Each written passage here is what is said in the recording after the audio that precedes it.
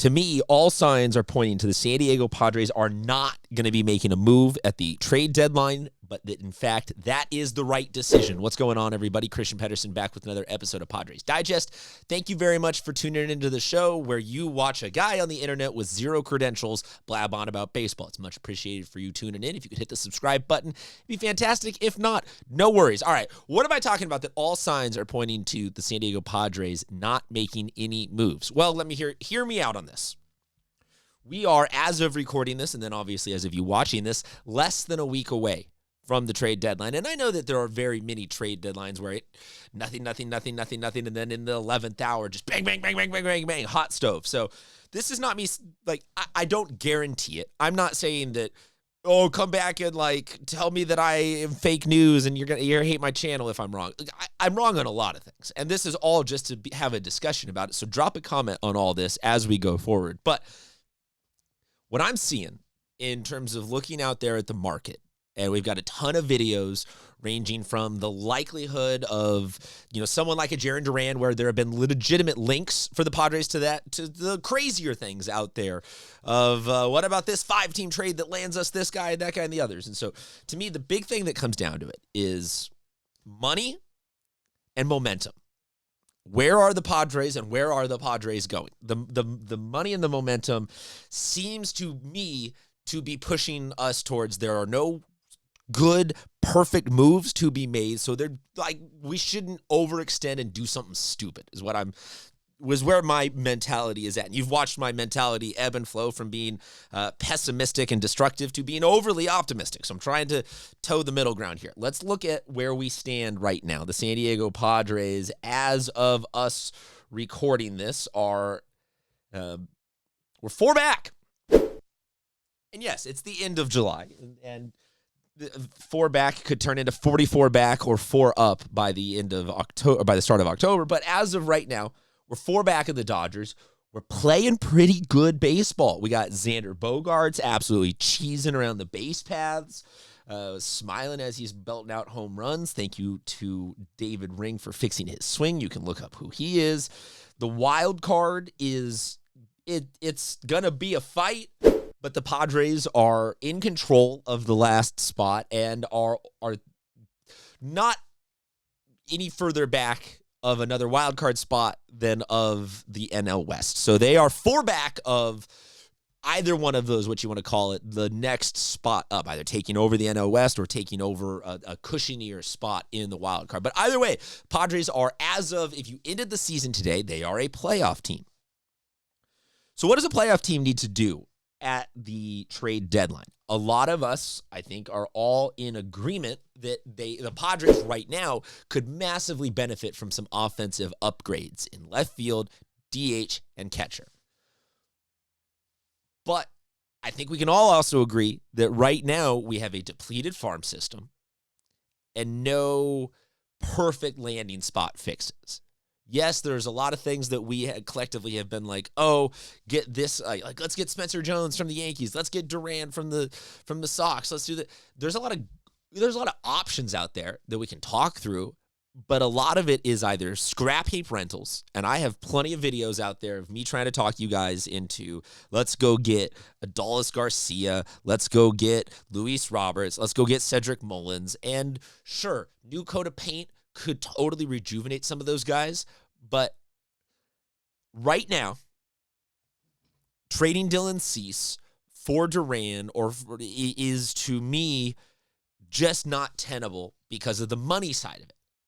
So there's the momentum side where I think the Padres are starting to play better. And then the money side, where I think the one deal, which is Duran, because people are like, oh, he's got future team-controlled years, is bad. So let's break it into 2 parts. Let's start with the money part, and then I'll finish up with the momentum part. Padres payroll for 2025 right now, and it's big. $209,304,443. I kind of LOL. Sometimes when you're talking about this kind of numbers that people are out there rounding it to like the exact who on this team is making those last $443. But this number right here is big. This number, though, also includes that there's Eric Hosmer payroll that we are paying still that will go off the books. Some other dead contract, about $15 million in dead contract money. There is people like Cease and Michael King and Arraez, and so there's expiring contracts.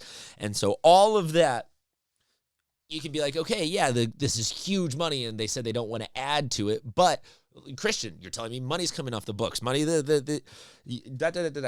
Let me fast forward then 1 year and show you what is already committed for 2026. That number only goes down $21 million.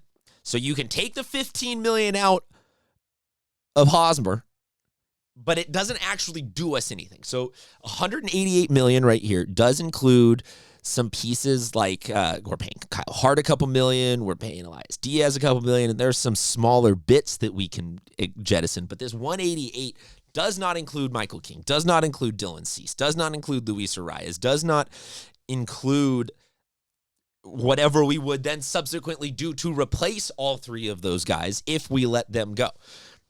And before I get caught up being, your soapbox, you saying that, the ownership's trying to blow things up. I'm not saying a rebuild is coming. I'm just trying to face the reality of some of our bigger contracts are going to keep getting more and more expensive in the coming years. So the money side to me says that this team is not going to go out and acquire somebody who has multiple years of a deal left that is going to go up in value, because the value is already going up. That 188, if we were to trade for Duran and inherit or Stowers or anybody like that, that's going to inherit, we have to then be on the hook for several $1 million beyond that. And we get that back up to 190, closing on a 195, 200 without going out to re-sign anybody. The payroll is already going to go up from year to year. So the money to me says just that the Padres right now, with the new ownership, don't have an unlimited, we don't have the Dodgers bankroll. So I don't see a trade here that helps ease the financial burden for the Padres while also entirely fixing everything. So, okay, looking at all the scrap heap rentals, and you can drop any one of those comments about any one of those names that you like that's a righty batter that's going to hit this magical turnaround in the second half of the season. But I don't think that in looking at, and I got to go scrub all the old videos where I say, let's trade Cease. I don't think that there's anything financially viable, like I said, that helps the team in the aggregate there, while also giving us a better shot down the road than we have with the pitching rotation of King, because he's coming back, Darvish, because he's going to be okay. He doesn't have to be the one, Darvish. He can be the 2 or the 3. I think you go King and Pivetta as your 1, 2, Cease and Darvish as your 3, 4, and then Vasquez or Kolek or somebody like that as your 5. That's going to be probably the best starting rotation we're going to have for the next 2 or 3 years. Musgrove's coming back. Some other guys are going to grow into some of their roles and could still be good. But in terms of certifiable known talent, this might be our best shot with a good full 4 dudes, 4 guys in the starting rotation. And trading one of those guys to get some bit pieces back or some pieces that we can't control past this year, even if Cease is going to leave, I think maybe I don't like that anymore. And so I don't see any deals arriving that are going to help us lessen our financial burden and be like, oh yeah, bang, that's our fix in left field for the next 3 years, or at catcher in the next 3 years, and do. So I would say Sean Murphy's out. I'd say Langoliers is out. If you want to go we can get Stephen Kwan, we can get Cedric Mullins, we can get some of these other weird little a little Dutch boy sticking his fingers in the dam before it explodes type fixes for the Padres this year.